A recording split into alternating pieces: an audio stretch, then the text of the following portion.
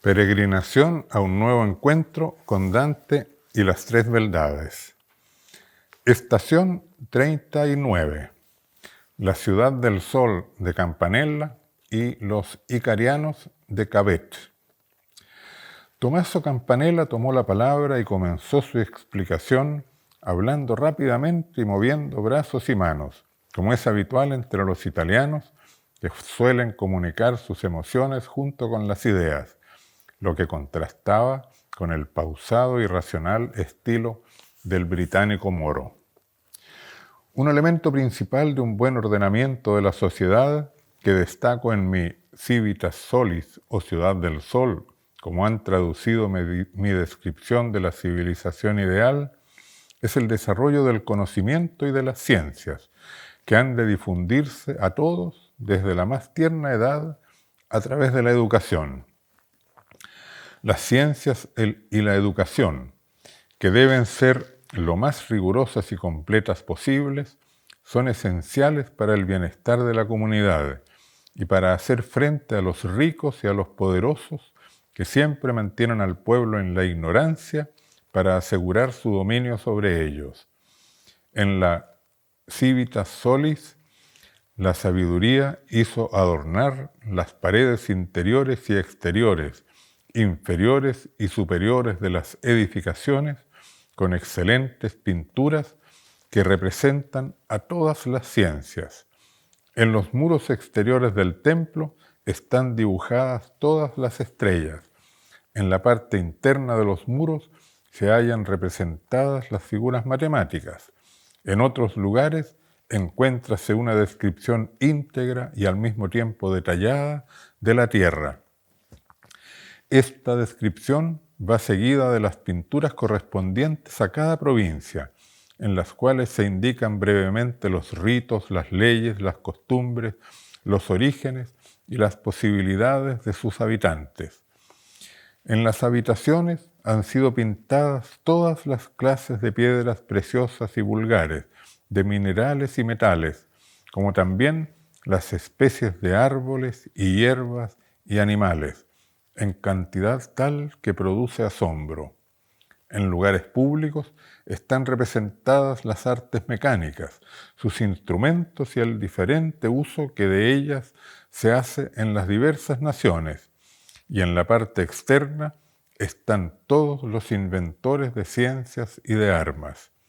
También se encuentran todos los alfabetos, los idiomas y los escritos más relevantes en cada lengua. La ciudad es, de ese modo, una inmensa enciclopedia de todos los conocimientos y saberes existentes a los que se van añadiendo los nuevos descubrimientos e invenciones, que de ese modo quedan a disposición de todos para su aprendizaje y aprovechamiento. Al escuchar esta explicación, me vino a la mente la Enciclopedia de las Ciencias, las Artes y los Oficios, liderada por Diderot y d'Alembert en el siglo XVIII, y que fue tan importante en el desarrollo del iluminismo que participó en la creación de la civilización moderna. Y pensé que en mi mundo actual todo el saber, las ciencias, las artes, la historia, las lenguas, los personajes, las informaciones acumuladas por la humanidad a lo largo de su historia se encuentran a disposición en Internet. Ese sueño de Campanella parecía haberse hecho realidad en mi mundo, aunque no representado en la arquitectura de las ciudades, sino en la realidad virtual. Todo allí concentrado, disponible para quienes deseen participar en la creación de una nueva y mejor civilización. Mi distracción duró solo un momento, pues ya Campanella comenzaba a gesticular y a describir el segundo elemento que consideraba esencial en un óptimo ordenamiento social. En la Civitas Solis no se practicaba el trabajo servil ni el empleo asalariado. Cada familia producía por sí misma o asociándose con las familias vecinas lo que necesitaba para alimentarse, vestirse, construir sus viviendas, cuidar la salud ocuparse de la educación de los niños, recrearse y, en fin, satisfacer todas sus necesidades, alcanzar el bienestar y progresar. Allá no existía la propiedad privada, pero tampoco eran del Estado la tierra, el agua y los recursos y medios de producción, sino que las personas, las familias y las organizaciones que vivían en un lugar, en cada territorio o localidad, poseían comunitariamente todo aquello y lo usaban según las iniciativas y proyectos que decidían realizar con autonomía.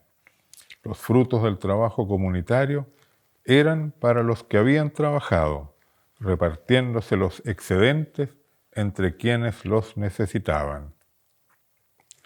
Me pareció que Tommaso Campanella se disponía a darnos una larga descripción de cómo vivían los solarianos, pero Dante, que conocía cómo eran los italianos y sabía que si lo dejaba continuar no habría quien lo hiciera callar, indicó con un gesto que era el turno de que Etienne Cabet diera cuenta de las dos ideas principales de su aporte al proyecto de una sociedad ideal o en camino a hacerlo. Cabet tomó la palabra muy seguro de sí mismo, como buen francés, y se expresó con refinamiento. Icaria se llamaba el país de mis sueños. Allí reinaban la fraternidad entre las personas y la ética del bien común, enseñadas a todos desde la más tierna infancia. Y como todos se sentían hermanos, miembros de una misma familia, todo lo poseían en común, formando una comunidad de individuos con rigurosa igualdad de derechos y de deberes.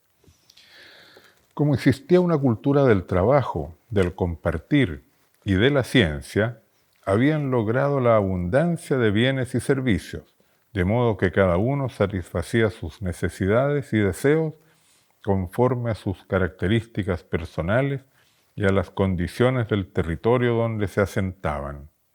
No existiendo escasez, no hay necesidad de propiedad, ni de dinero, ni de mercado. Dante, que hasta entonces había escuchado en silencio, comentó que aquello era un sueño muy bello, que tenía poco de original, porque todos los humanos tienen en el fondo de su alma un anhelo semejante. El problema, afirmó, es saber si es posible y cómo avanzar en su realización. En efecto, replicó Cabet, mi principal aporte se refiere a las formas de acción y a las vías mediante las cuales la humanidad puede avanzar en el cumplimiento de dicho ideal. Dinos, pues, cómo se logra eso, que es lo que más puede interesar y servir a mi pupilo, replicó Dante. Cabet tomó aliento y con la actitud de un profesor que quiere conseguir la atención de toda la clase, explicó: es necesario evitar a toda costa la violencia, ni la violencia, ni la revolución, ni la conspiración, ni el atentado. ¿Por qué? Atiendan, las revoluciones violentas son la guerra con todos sus percances. Ellas son extremadamente difíciles, porque un gobierno, por el solo hecho de existir, tiene una fuerza inmensa en su organización estatal, por la influencia de la aristocracia y de las riquezas, por la posesión del poder legislativo y ejecutivo, por el tesoro, por el ejército, por los tribunales y los jurados, y por la policía con sus 1000 medios de represión, de corrupción y de división. Es muy difícil vencerlos por la fuerza. Pero aun si se piensa que fuera posible conquistar el poder con la violencia y aplicarla contra los privilegiados, no resultaría de ese modo una sana comunidad. Los privilegiados son personas como los pobres y lo mismo que estos son nuestros hermanos. Forman una bella porción de la humanidad. Sin duda alguna, es necesario privarles de ser nuestros opresores, pero no por eso debemos oprimirlos a ellos. La comunidad imaginada para hacer felices a todos los humanos no debe empezar excluyendo a una gran parte de estos. No debemos odiarles, porque sus preocupaciones y sus vicios son efecto de la mala educación y de la mala organización social, lo mismo que las imperfecciones y los vicios de los pobres. Es necesario liberarlos a todos. Es preciso obrar como Jesucristo, que no vino a destruir a los ricos, sino a convertirlos, predicando la supresión de la opulencia y de la miseria. Yo levanté la mano como pidiendo la palabra y sin esperar que me la dieran repliqué: pero esto se ha demostrado ya que es imposible. El francés me miró a los ojos y afirmó enfáticamente: borren la palabra imposible, o al menos no la apliquen a la comunidad, que es el más alto destino de la humanidad. Pero entonces, ¿cómo debemos actuar? ¿Qué hacer para construirla realmente? Manteniendo sus ojos fijos en los míos, Cabet respondió: dos cosas hay que hacer.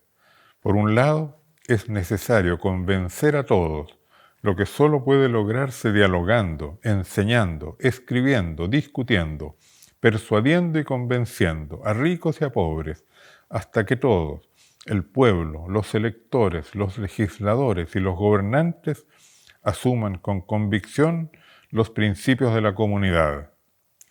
Porque la comunidad o es para todos o no será de nadie.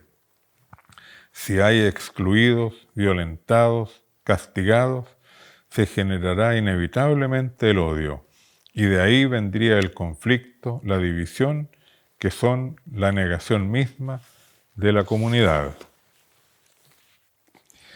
Y para que todos puedan discutir con perfecto conocimiento de causa, hágase todo a la luz pública, con transparencia, acreditando los hechos con estadísticas y las ideas con argumentos.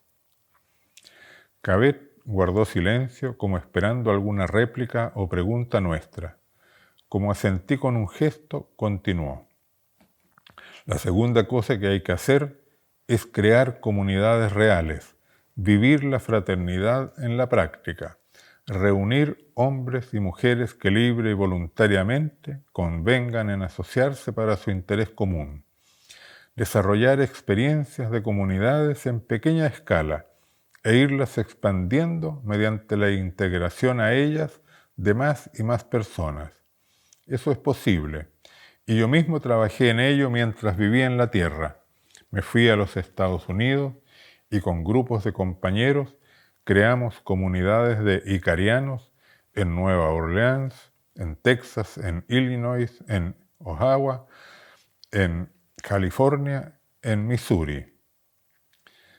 Fueron experimentos que en total duraron 50 años y que al final, según me han relatado icarianos que han llegado a este purgatorio, se fueron disolviendo. Hace poco me encontré por aquí con el espíritu de un profesor colombiano, admirador de Icaria, llamado Gonzalo Pérez Valencia, quien me explicó que el problema que tuvieron los icarianos fueron las dificultades para sostenerse económicamente, cuya causa fue un insuficiente conocimiento de la racionalidad económica de la economía solidaria, una deficiencia que, por cierto, se puede superar. Al escuchar el nombre de Gonzalo Pérez Valencia me sobresalté, pues se trataba de un grande y querido amigo, estudioso y difusor de mis obras de economía solidaria. Emocionado, quise preguntarle cómo estaba y dónde podría encontrarlo. Pero en ese momento vimos detenerse en la playa la misma nave de luz alada que había traído a los tres espíritus con que conversábamos. Ellos se despidieron apresuradamente de nosotros, se subieron a la nave y partieron del mismo modo en que habían llegado. Yo sentí que algo del espíritu de esos hombres se agitaba en mi corazón y en mi mente. Estación 40. La monarquía de Dante y los fines del ordenamiento social. Después de que los espíritus utopistas se retiraron, Dante permaneció un largo rato en silencio, reflexionando sobre lo que había escuchado. Ello no dejaba de ser sorprendente, pues hasta ahora el maestro había siempre apurado la marcha y cuidado de que el tiempo no transcurriera en vano. No me atreví a interrumpirlo y me quedé esperando que dijera algo o que tomara alguna decisión. Pero no supe cuánto tiempo duraron sus cavilaciones porque me quedé dormido. Tengo un vago recuerdo de haber soñado con algo como un paraíso terrenal en una tierra nueva maravillosa. Un paraíso no habitado por una sola pareja como el que cuenta la Biblia, sino por multitudes de hombres y mujeres, niños, jóvenes y ancianos. Me despertó la voz suave y amable de Dante. Creyendo que me llamaba para continuar el viaje, me puse inmediatamente de pie, pero al ver que mi guía no se movía, me senté a su lado. Tengo una inquietud, me dijo. No dudo de que estos tres espíritus que nos refirieron sus proyectos tenían claro que la finalidad de esos modelos económicos y políticos no es otra que el bien de las personas. Pero me preocupa que los hombres y mujeres convocados a realizarlos los asuman como fines y no como medios para el desarrollo humano, comenzando por ponerse ellos mismos como instrumentos que se sacrifican por la causa. La economía y la política son medios y es peligroso que sean asumidos como fines, porque ello conduce inevitablemente a sacrificar a las personas en función de algo que es inferior a ellas mismas. Pero tú también, en la monarquía, elaboraste y propusiste un modelo de sociedad y de gobierno, un reino universal de justicia, de libertad y de paz, repliqué. Y lo hiciste varios siglos antes de los tres autores con los que acabamos de estar. Y varios siglos después de que Platón escribiera la República y Aristóteles la Política, replicó Dante. Pues, como dije en las primeras líneas de ese libro, considero que todos los hombres en quienes la naturaleza superior imprimió el amor a la verdad, así como se han visto beneficiados por el trabajo de sus antepasados, así también ellos se preocupen por los que han de sucederles, para que la posteridad se vea enriquecida con sus aportaciones. Quien instruido en la doctrina política no se preocupe de contribuir al bien de la República, se halla lejos del cumplimiento de su deber. Mi inquietud se refiere al modelo de civilización que debe ser pensado para que la economía, la política y la ciencia estén al servicio de los fines del ser humano y también al proceso de realización práctica, que no debe desviar a las personas de sus fines últimos. Y yo sospecho que el fracaso de los icarianos y de otros proyectos socialistas y utópicos que se hayan emprendido tiene mucho que ver con esta confusión de los medios con los fines. Entonces, maestro, ¿puedes ilustrarme sobre los verdaderos fines que deben primar en nuestras iniciativas y proyectos de creación de una mejor economía y de una nueva civilización? Si yo tuviera todas las respuestas, replicó, hubiera bastado nuestro encuentro y una larga conversación entre tú y yo, en vez de ser quien te guía en este largo viaje cuya segunda etapa hemos recién comenzado. Diciendo esto se alzó y comenzó a buscar sin apuro y en silencio el sendero por donde pudiéramos subir más fácilmente la alta montaña, hacia la siguiente explanada. Yo me apresuré a seguir los pasos de mi maestro, cuando una sombra que venía detrás mío comenzó a gritar: «Muévete tú, que con tu cuerpo no dejas pasar la luz e impides que mi vista alcance a ver al espíritu que va delante tuyo». Me sobresalté, pues era la primera vez durante el viaje que alguien me increpaba de ese modo hostil. Me volví y pedí disculpas, explicando que el hecho de que mi cuerpo no fuese transparente como el espíritu no dependía de mi voluntad. El maestro notó mi turbación y me dijo: «¿Por qué tu ánimo se distrae? ¿Acaso debiera importarte lo que otros murmuran a tu espalda? No permitas que te afecte lo que gritan los demás, pues tu deber es mantenerte firme como una torre que no se inclina por más que arrecie una tempestad. El hombre en cuya mente se agitan muchas ideas no realiza ninguna, pues la vehemencia de unas debilita a las otras y así se anulan todas. No atiné a responder más que ya voy, y caminé con mayor empeño, ruborizándome por haber merecido tal reprimenda. Mientras caminábamos, subiendo, recordé un párrafo de Monarquía que hizo aflorar en mi mente una pregunta que no pude retener. Maestro, me parece que en tu libro sostienes que un poder participado por muchos sujetos distintos, de diferentes clases y tipos, es necesariamente defectuoso, por lo que conviene un orden mundial dirigido por un único monarca o emperador. ¿Será entonces que es mala la democracia?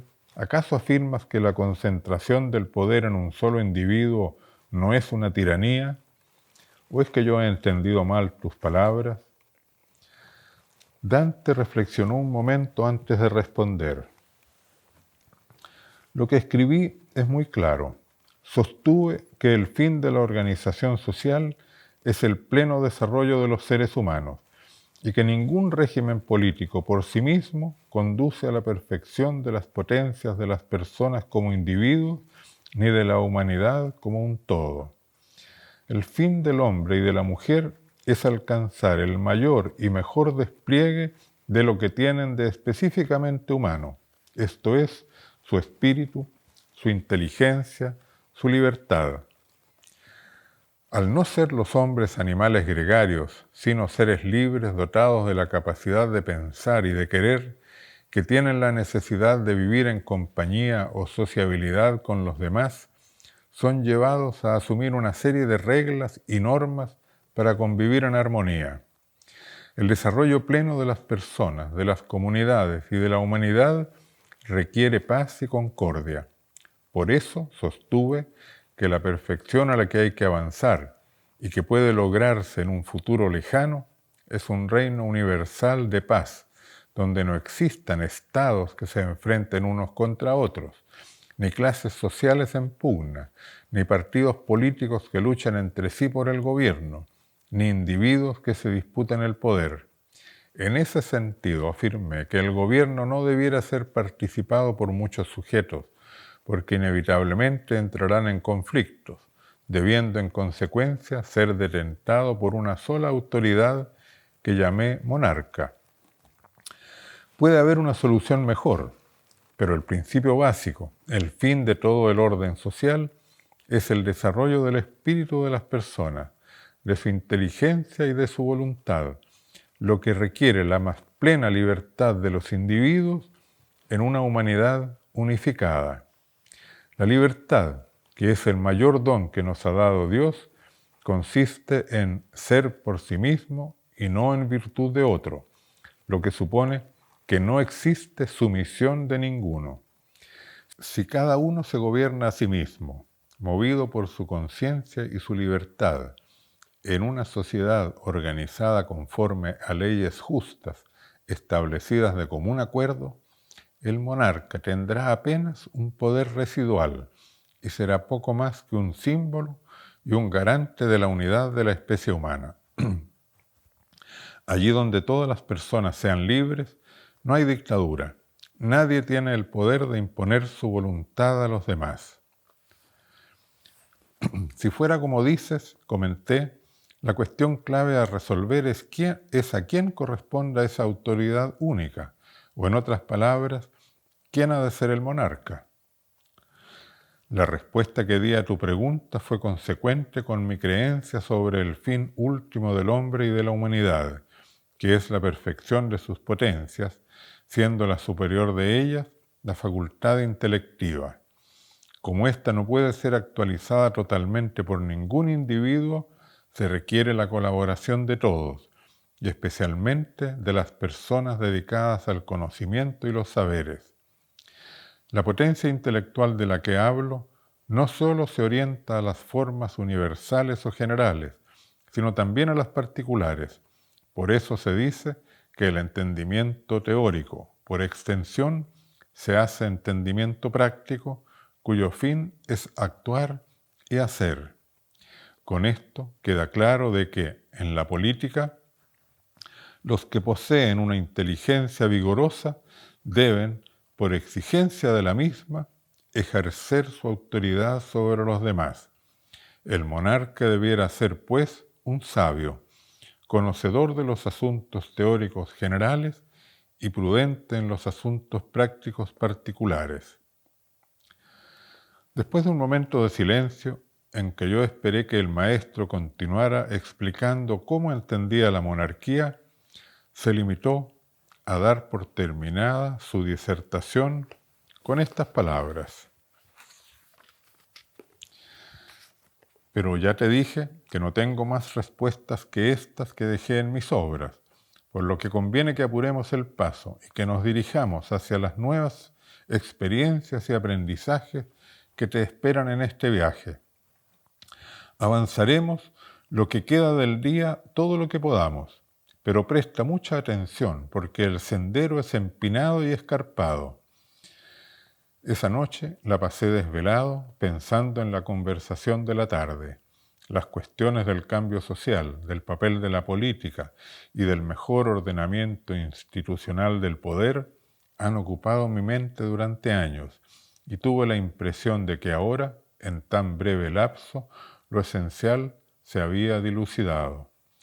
Pero no quería dejar el tema y de madrugada, antes de reemprender la marcha, comenté al maestro una de las tantas cosas que pasaron por mi mente durante el insomnio. Hay en mi tiempo un escritor y poeta que admiro, de nombre Jorge Luis Borges, que escribió un cuento hermoso, inteligente y sugestivo como todo lo que brotó de su pluma. Lo recordé mientras pensaba en las cuestiones que ayer nos ocuparon. Será un placer si me lo cuentas mientras continuamos ascendiendo la montaña, dijo Dante, de modo que con gusto relaté para él lo que del episodio El Congreso retengo en la memoria. Un tal Alejandro Glencoe, un señor de aire digno, ya entrado en años, con la frente despejada, los ojos grises y una canosa barba rojiza, que solía apoyar en el bastón las manos cruzadas, aspiró alguna vez a ser diputado, pero los jefes políticos le cerraron las puertas del Congreso del Uruguay. El hombre se enconó y resolvió fundar otro congreso de más vastos alcances. Recordó haber leído que un tal Anacarsis Clootz, devoto de la diosa Razón, a la cabeza de 36 extranjeros, habló como orador del género humano ante una asamblea de París. Movido por su ejemplo, don Alejandro concibió el propósito de organizar un congreso del mundo que representaría a todos los hombres de todas las naciones. El centro de las reuniones preliminares era una confitería, pero pronto se hizo necesario instalar la sede en un lugar más vasto, por lo que hizo construir un edificio en una estancia de su propiedad. Don Alejandro pretendía que el Congreso del Mundo fuera realmente representativo, por lo que al comienzo integró a un hombre mucho más joven de pelo rojo, a un muchacho de cara larga y de frente singularmente baja, trajeado como un dandí, a una mujer mayor, a un niño de 10 años vestido de marinero, a un pastor protestante, a 2 inequívocos judíos, a un negro con pañuelo de seda y ropa muy ajustada, y así a varios más, seleccionados con el más amplio criterio y aceptación de la diversidad. Al principio los congresales cobraban sus dietas, que no eran deleznables, pero el fervor que los encendía hizo que uno de ellos renunciara a la suya y lo mismo hicieron los otros. Esa medida fue benéfica, ya que sirvió para separar la mies del rastrojo. El número de congresales disminuyó y solo quedaron los fieles. El único cargo rentado fue la secretaria Nora Ehrford, que carecía de otros medios de vida y cuya labor era abrumadora. Organizar una entidad que abarcara el planeta no es una empresa baladí. Las cartas iban y venían y asimismo los telegramas. Llegaban adhesiones del Perú, de Dinamarca y del Indostán.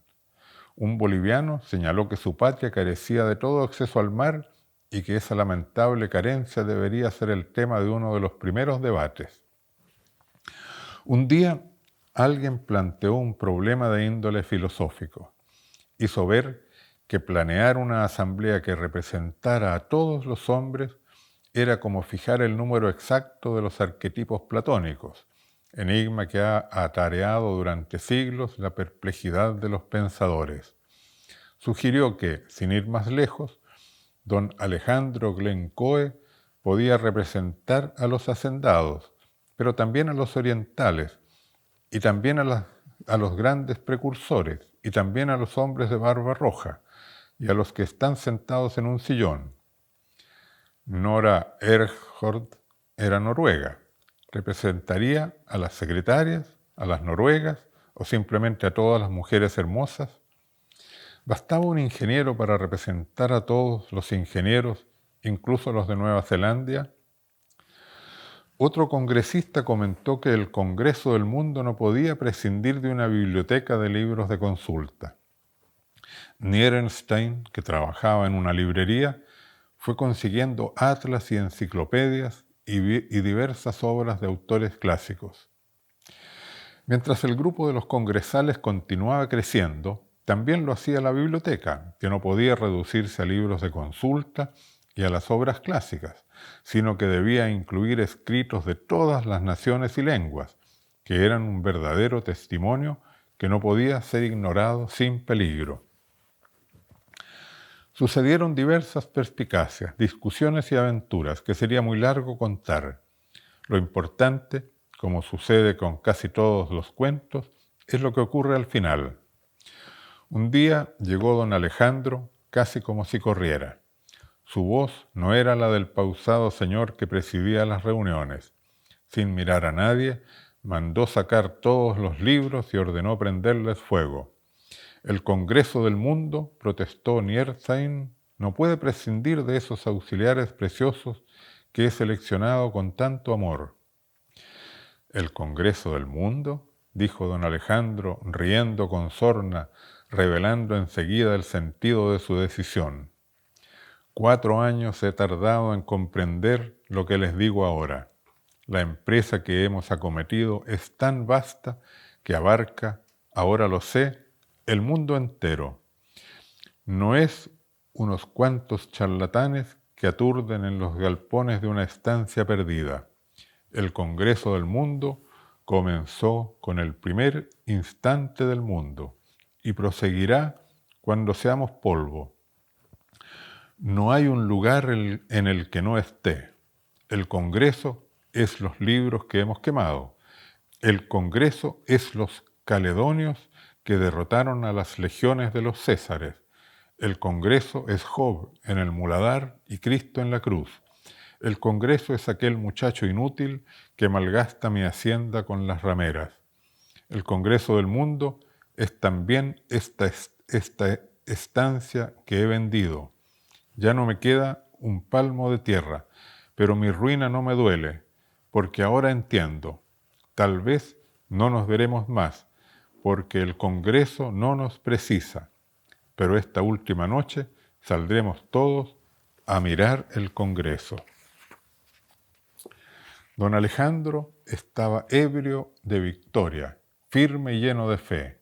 Nadie ni por un segundo pensó que estuviera loco. Partieron todos a recorrer la ciudad. Dijo, no recuerdo si don Alejandro u otro de los supuestos congresales. Los místicos invocan una rosa, un beso, un pájaro, que es todos los pájaros, un sol que es todas las estrellas y el sol, un cántaro de vino, un jardín o el acto sexual. De esas metáforas, ninguna sirve para esa larga noche de júbilo que nos dejó, cansados y felices, en los linderos de la aurora. Es verdad que todos los hombres son miembros del Congreso del Mundo, que no hay un ser en el planeta que no lo sea. Sé que lo soy. Eso me hace diverso de mis innumerables colegas actuales y futuros. Pregunté al maestro Dante, no sin antes explicarle que mi escueto y torpe resumen no le hacía justo honor al escrito original, qué le parecía el cuento y qué ideas le sugería.